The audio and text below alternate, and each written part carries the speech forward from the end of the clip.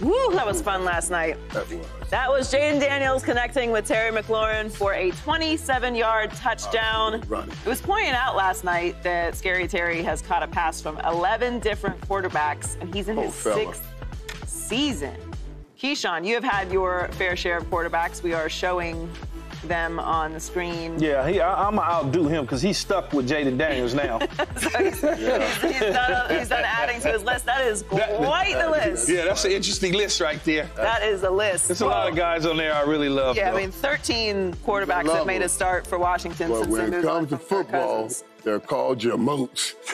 Man, leave my quarterbacks alone, man. Ain't none of them. Yeah, God bless them. God bless you. He's the guy who had. You know how your mom said when you ain't got nothing nice to say, just say God bless you. But Vinny was good. That was Vinny my was your guy, and then I got him at an older age. Right. He was good, man. Right. That's hard. That's hard because I remember coming in the league thinking, oh, we about to do it. And my first two quarterbacks, like Steve Pallure and Kevin Sweeney, Joker, I was crying. I mean, literally cried after every game because, it was such a difference from a Troy Aikman, I wouldn't know that. Yeah, I know. Unlike you.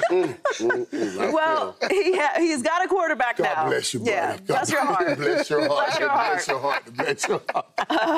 It looks like Washington has their guy. Certainly it was his arriving moment. Jayden Daniels, a spectacular performance last night. They have been looking for a quarterback, as I mentioned, since they decided to move on from Kirk Cousins. 13 quarterbacks have made a start for Washington. So they have been going through quite the quarterback journey of their own with that organization. You know Jayden very well. Yeah. How happy should Terry McLaurin be that he has Jayden Daniels? Happy? I don't even know another word outside of happy. I mean, he should just be man, he's basically in a situation, it's his 6th season. His 6th season, yeah. He's got about another 5 to 6 to grow with this quarterback before they start looking at him and go, hey, he's a little older, he's a little older. He got about 6 years of greatness that's getting ready to come up on us before our eyes with Jayden Daniels. He just died and went to heaven like that. Seriously, all these other quarterbacks that he had prior to that, he can erase that. He can erase it. And you want to know why he's not worried about the first couple games and catches? Because he's in practice with a young quarterback. I never had the fortune to be drafted with a young quarterback that was drafted. I always was on teams that like veteran quarterbacks because of the style of play and where we were at as a team, where we just needed a veteran to hold it together. So I never got a young dude like a Jayden Daniels. And you saw him, we watched him with our own eyes last night, Michael, standing there, looking down the gun barrel, delivering the football in sync, in rhythm, faking dudes out, bootlegging, running, just light years way ahead of where people thought he was going to be when he was drafted out of LSU as a number 2 pick in the draft, where there's a lot of teams that's looking at that, and I'm sure the Raiders are saying, man, we should have gave up the entire farm to go get him. They probably should have done that, but Terry should just be like, You forget all the other ones when you find I didn't even think about them no more. Yep. But you also, man, if the Raiders were going to make their decision, I surely hope they would have gotten Cliff Kingsbury because what he's doing with him is an incredible job. We talk about Caleb Williams and all of that stuff, but you can see this. You can see the progress. I thought it was funny when the guy came out saying this is a college offense. The dinking and the dunking, they don't really do anything. It's a basic offense. And everybody thought that was, he was saying something bad. I was like, that's right. That's what it's supposed to be. Yeah, Cam Taylor-Britt said that. That's what it's supposed to be. This is man's 3rd game.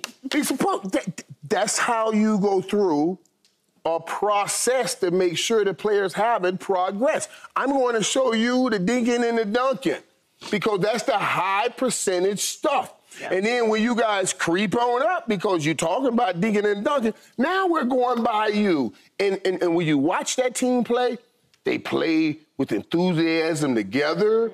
That's infectious. You can see how they're slapping hands and playing together, enjoy playing together, and they all want to see this kid have success.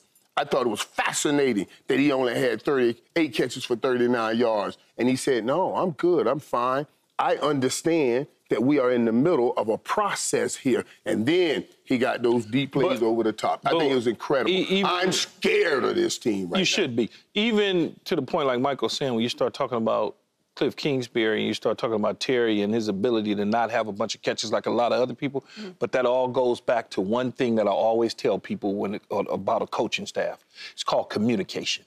If the communication in Dan Quinn, Cliff Kingsbury, and Anthony Lynn are having that conversation with their star receiver saying, it's coming, we got you, don't worry, you ain't gonna have no issues. Right. You just won't have them. They're not playing funny games. Right, they're talking about what they're doing. This is what they're doing, and you can see it as a player. You can look at the game plan, and you're like, okay, it's coming. Yeah. That nine pump that the scary Terry ran last night after all of that dinking and dunking. Now 9 pump, I'm going to run about 5 or 6, about 6 or 7 yards. And when you come up, I went right by you. Yeah, that's exactly what it is. That's a process and great progress by that young man. Well, to your point about the game plan, he was 21 of 23, so 91.3 completion percentage is the highest ever by a rookie quarterback. It's. And I don't even know the incompletes, what they look like. I can't remember them. Were they overthrows, throwaways, were they drop ball? I don't even know. Well, he was spectacular last night, and he set the rookie record for completion percentage, as I said. So he is now the betting favorite to win. A smart runner. Rookie of the year, yes. So Key, is the rookie of the year his to lose right now? Yeah, because he's a quarterback. And unless Malik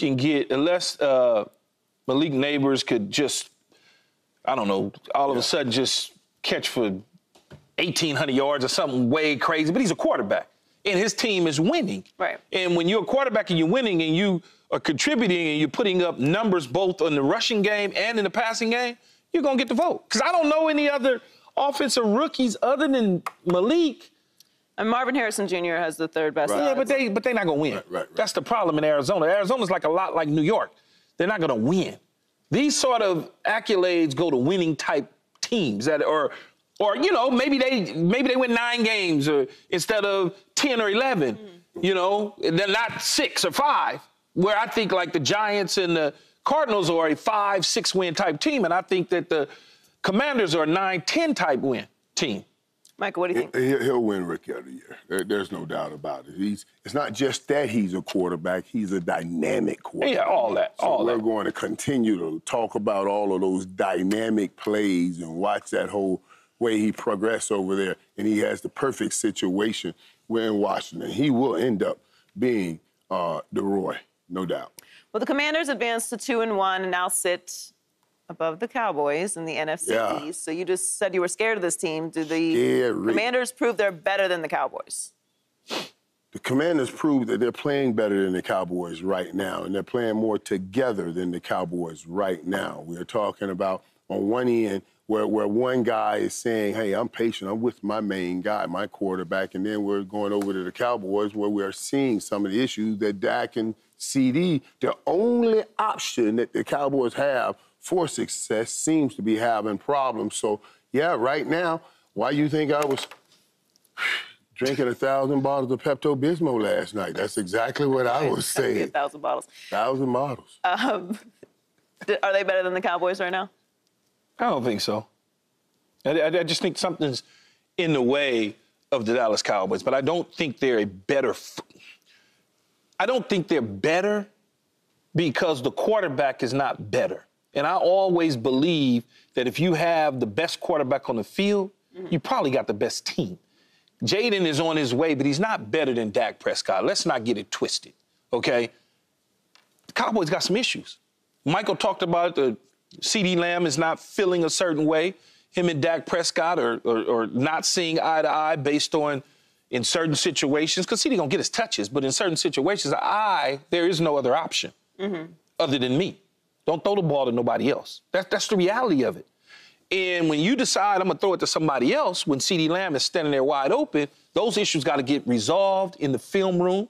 You gotta figure out your rush defense. You gotta figure out your rush offense. So they got some issues that they gotta kind of figure out before they get to a point where I'm willing to say that Washington is that much better than them. How do they resolve those issues, Michael? Because you brought it up a couple times today. You don't like seeing the quarterback and the wide receiver having issues on the sideline. You mentioned it with Josh Allen and Stephon Diggs. That was obviously a big problem over the past couple of years, and now you're seeing it with CeeDee Lamb and Dak Prescott. So how do they fix that? Well, we all know success is the best cure for all things. Winning games is the best cure for all things. But how do you get to a place where you need to win these games? And the Cowboys have to somehow get these games to where they're showing their strength and not always living in their weakness.